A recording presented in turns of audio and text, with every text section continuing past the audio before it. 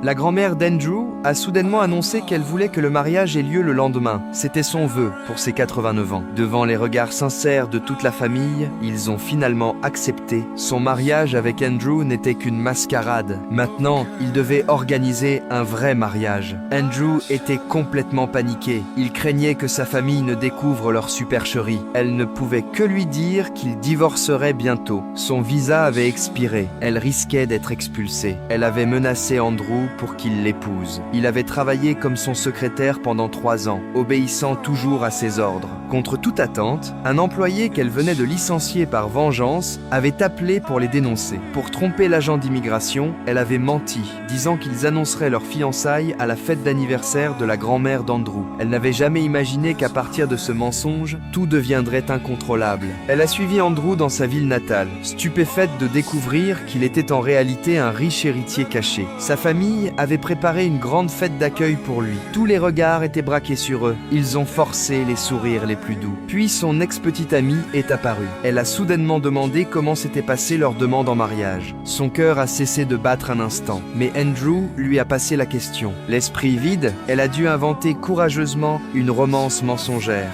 Heureusement, tout le monde a gobé l'histoire. Le vrai défi était encore à venir. Ils devaient partager une chambre en tant que mari et femme. Un instant, ils se disputaient. L'instant d'après, quand sa famille jetait un coup d'œil, ils s'embrassaient instantanément, faisant semblant d'être amoureux. Parce qu'elle était sa femme, sa famille lui a témoigné une gentillesse sans précédent. Ils lui ont préparé toutes sortes de surprises. Cette chaleur authentique, elle ne l'avait pas ressentie depuis ses 16 ans. Tard dans la nuit, allongée dans le lit, elle s'est involontairement confiée à Andrew, partageant ses véritables préférences et secrets. Elle n'arrêtait pas de se rappeler que ce n'était que pour passer le test d'immigration. Jusqu'au lendemain, quand il est allé dans la rue pour lui acheter un nouveau téléphone, elle a regardé à travers la vitrine du magasin, l'a vu rire et discuter avec son ex-petite amie. À cet instant, son cœur s'est serré. Une étrange douleur l'a submergée. Il semblait qu'elle était vraiment tombée amoureuse de lui.